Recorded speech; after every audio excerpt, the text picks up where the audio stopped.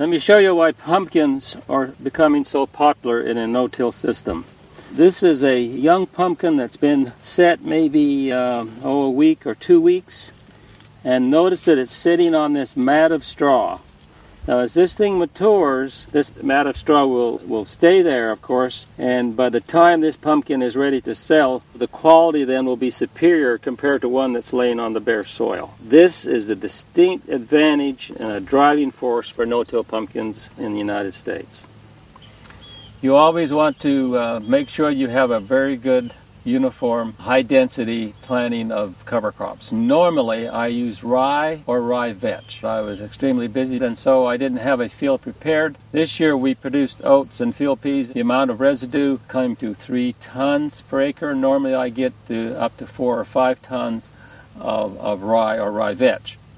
I have cut a section of the residues out to show you the depth. Now, remember, this is oats and field peas, and we only had 3 tons, but still you can see a nice, maybe half-inch depth of residue. If this were rye or rye vetch, there's a possibility that it would be almost double that, and oftentimes it's up to 1 inch, and that gives you real good weed suppression and fruit quality.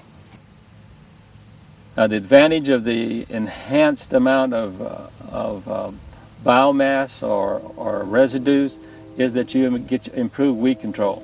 If you look in this field here, you'll see the understory does have a few weeds, but because of the quick canopy closure of the pumpkin, we'll still get excellent weed control, and all of the weeds that emerge later they won't reduce yields.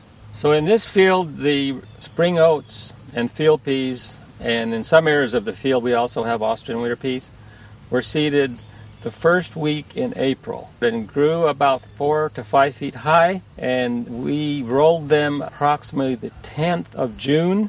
We then waited about 3 weeks, and in the first part of July we seeded with the monosem seeder.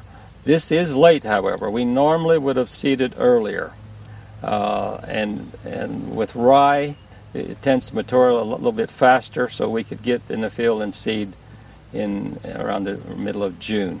With oats, it took a while for the mature, so we had to wait a while.